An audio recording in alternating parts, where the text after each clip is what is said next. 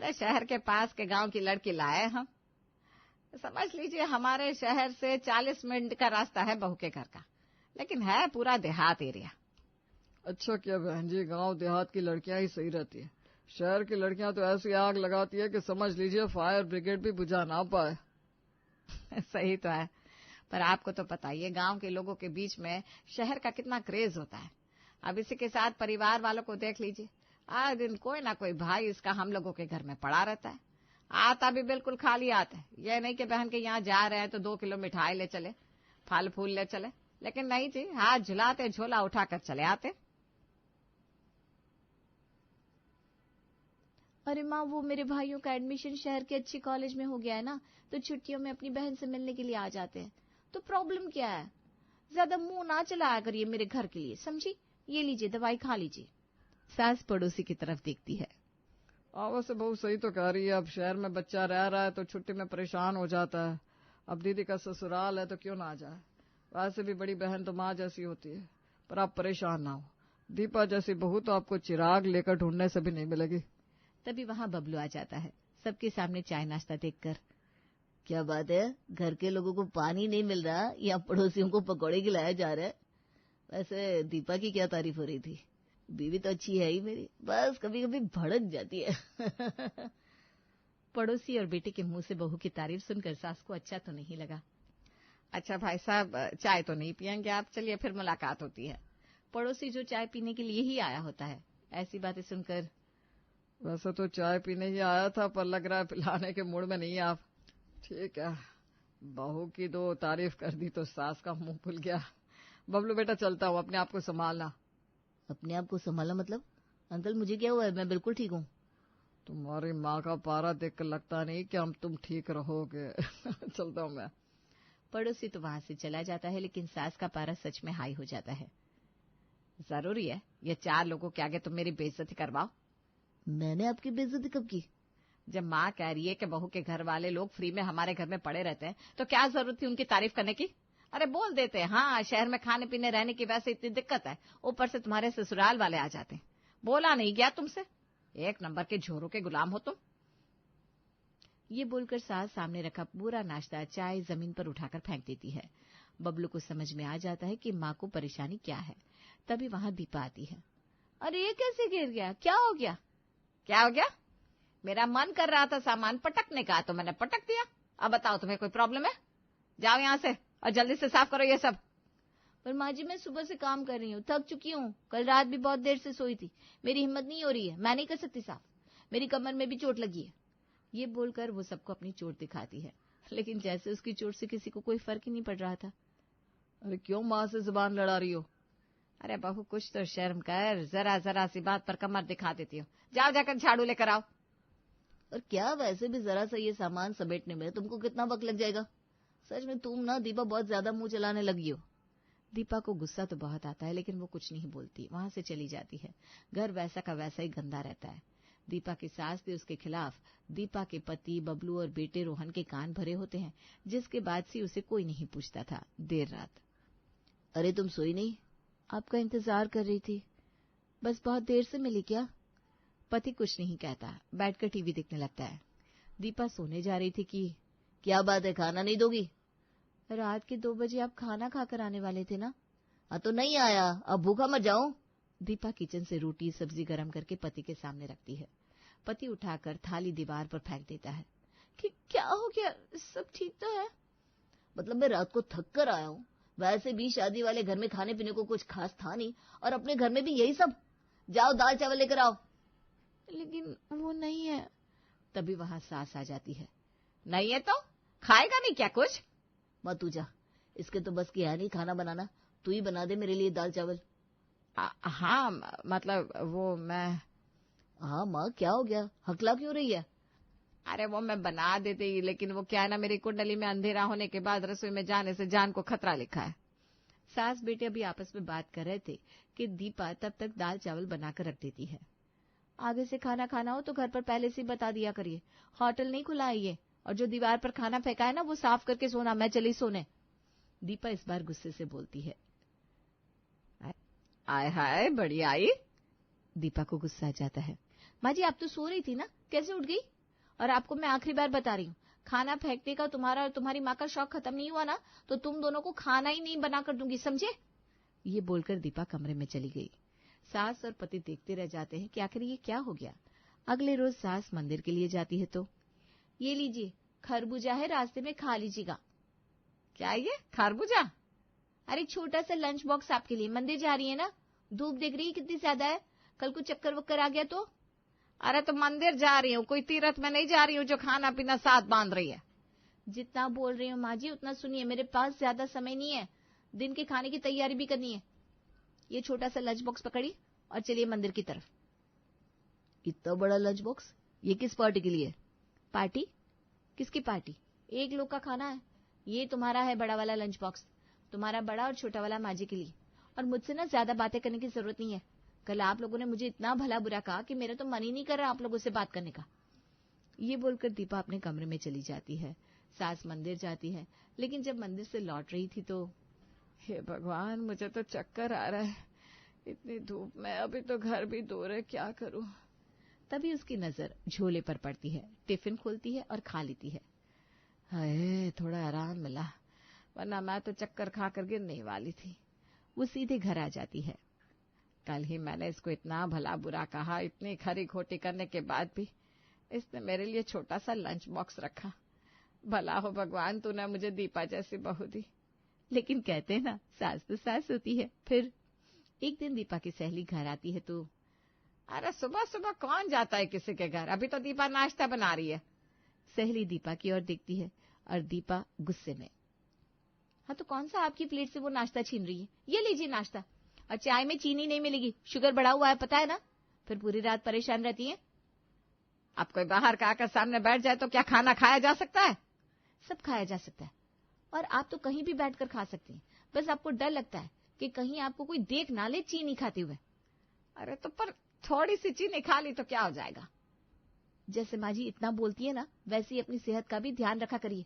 जितनी एनर्जी मुझे डांटने में लगाती है, उतनी एनर्जी खुद को ठीक रखने के लिए लगाइए ना, तो ठीक रहेगा, और ज्यादा लंबे समय तक मुझसे लड़ पाएंगी, समझी? दीपा की सहेली देखती है कि कैसे दीपा की सास उसको इतना बुरा भला बोलती है। बावजूद इसके वो अपनी सास का पूरा ख्याल रखती है।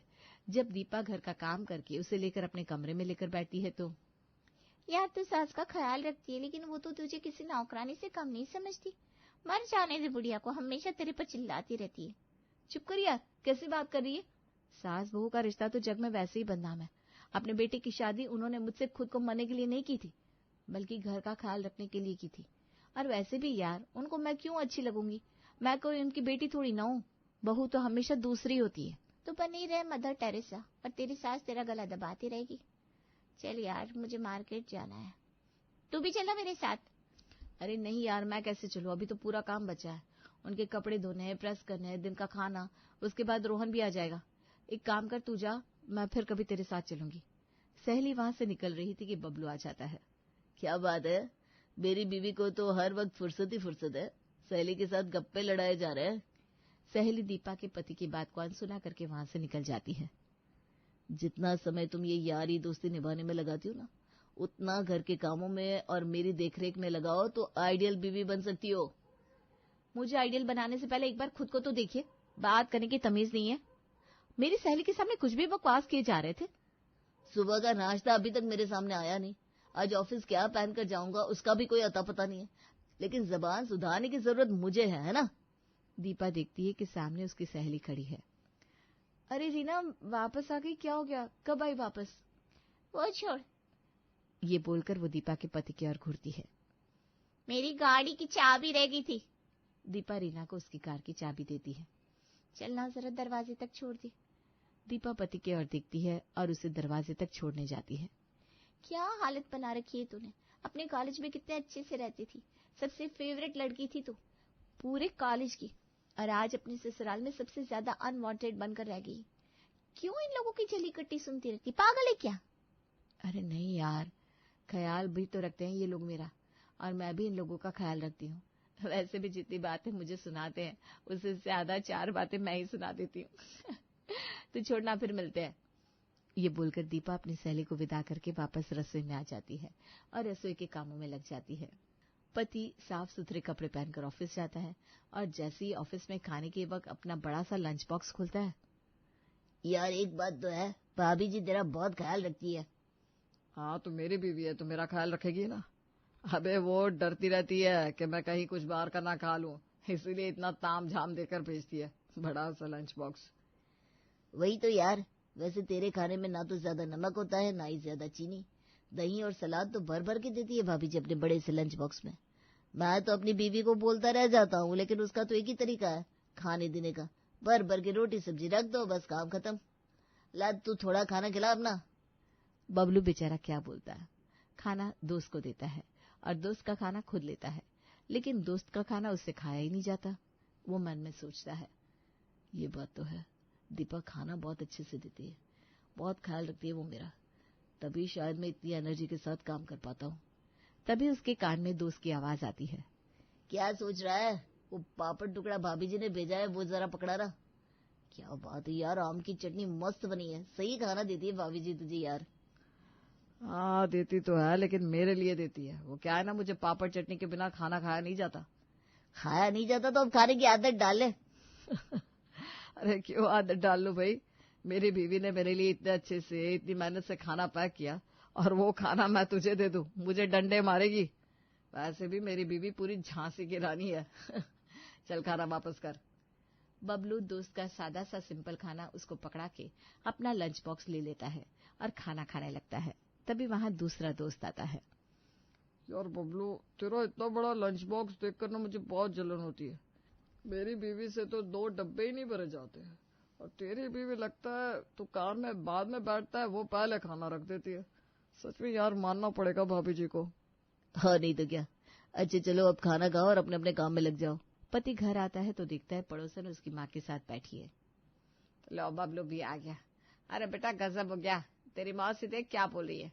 इनकी बात सुनकर तो मुझे भी डर लगने लगा है। ऐसा क्या हो गया? क्या हो गया कि तू डर गई माँ? तुझे तो यम आकर भी डरा नहीं सकता। वैसे घर में पंचायत क्यों बैठा रखी है? एक तो तुझे बात करने की तमीज नहीं है, घर में बड़े बुजुर्ग आए हो, ये पंचायत नहीं होती। दुख सुख एक दूसरे से साझा करना होता है। कमला मौसी बता रही है कि उनकी बहू के माँ का शुगर खूब बढ़ गया है। बहू उसके मायके गई हुई है, पता नहीं माँ बचेगी कि नहीं। अब मौसी की बेटी उनका घर देख रही है। हाँ ये तो है भाई, दुख सुख में सिर्फ बेटियां ही काम आती है, बहुएं तो चली जाती है अपनी माँ का ख्याल रखने। यहाँ तो मेरी कोई बेटी भी नहीं है जो मेरे सुख दुख को पूछेगी। हाँ बेटा तो जैसे सूली पर लटका कर रखता है ना। अरे मैं भी तो पूरा ख्याल रखता हूँ आपका। वैसे शुगर कितनी है तेरी माँ? तभी दीपा आ जाती है हाथ में चाय लेकर, पड़ोसी को चाय देते हुए। माँ का शुगर तो काफी वक्त से कंट्रोल में है। ये सही है। सही तो है, पर मेरी चाय कहाँ है? मैं क्या ऐसे मुंह देखो कमला का? आपकी चाय बन रही है बिना शुगर की, पता तो है, फिर हमेशा क्यों बोलती रहती है? चलो माँ, ये तो शुक्र है कि तेरी शुगर कंट्रोल में है। अपनी शुगर का ध्यान रखा कर माँ। हाँ बहन जी, शुगर तो तुम्हारी भी बड़ी रहती थी किसी जमाने में। अपनी शुगर का ध्यान रखो, बहुत बेकार बीमारी होती है ये शुगर की, कंट्रोल रखना बहुत जरूरी होता है। सास बहू की तरफ घूरती है। अरे हमें क्या होगा, हम तो 24 घंटे निगरानी में रहते हैं। निगरानी में मजाल है कि चीनी का एक दाना जीभ में रख ले, दरोगा की तरह बहू सर पर नाचने लग जाती है। किस्मत वाली हो बहन, वरना मेरी बहू की भाभी को तो कोई लेना देना नहीं था अपनी सास से। जो सब खाएंगे वो खाएगी। ऐसा कुछ नहीं कि उसके लिए कोई अलग खाना बन रहा हो, तो मरीज का खाना भी वही जैसे घर पे दूसरे लोगों का खाना। बड़ी किस्मत वाली होगी, वरना यहाँ तो बिना शुगर का खाना पीना खा खा कर गले की हालत बांसुरी हो रखी है। तभी कमला मौसी के फोन पर उनकी बहू का फोन आता है। लो बहू का फोन आ गया, देखो क्या बोल रही है। पता नहीं कब उसकी माँ शुगर की बीमारी से ठीक होगी और कब बहू घर आएगी। अरे मौसी फोन उठा भी लो कि सारी पंचायत करोगी। फिर क्या, कमला मौसी फोन सुनते ही घबराकर फोन रख देती है। अरे क्या हो गया कमला, बहू के घर पे सब ठीक है ना? तो इतना कैसे घबरा रही है? अरे नहीं कुछ ठीक नहीं है, बहू की माँ का देहांत हो गया। बहुत रो रही थी बेचारी, बोल रही थी अचानक से। खैर मुझसे तो बोला भी नहीं जा रहा, मैं चलती हूँ। मौसी मैं छोड़ाऊँ आपको? मौसी मैं खाना बना रही हूँ, आपके घर भी भेज दूंगी, आप परेशान ना होना। नहीं नहीं खाना तब क्या ही खाना, बहू के घर जाना पड़ेगा। हे भगवान। कमला मौसी वहां से चली जाती है। देखा माँ जी, शुगर को कंट्रोल रखना कितना जरूरी है। आपको भले मैं अच्छी नहीं लगती, लेकिन अगर खुद की सेहत का ध्यान नहीं रखेंगी तो मुझे आपके सामने बुरा बनना ही होगा। मेरे बुरा होने से आप अच्छी रहती है तो मैं बुरी ही अच्छी। दीपा ये बोलकर वहां से चली जाती है। उसके जाने के बाद, माँ ये बात तो है, दीपा तेरा ख्याल रखती है, इसीलिए तो मैं आराम से ऑफिस में काम कर पाता हूँ। सही बात है। कमला की समधन का सुनकर तो मुझे भी डर लग गया। दीपा बहू का भला हो भगवान, जो हमारे खाने पीने का ध्यान रखती है। नहीं तो पता नहीं मैं तो कब की स्वर्ग सिधार चुकी होती।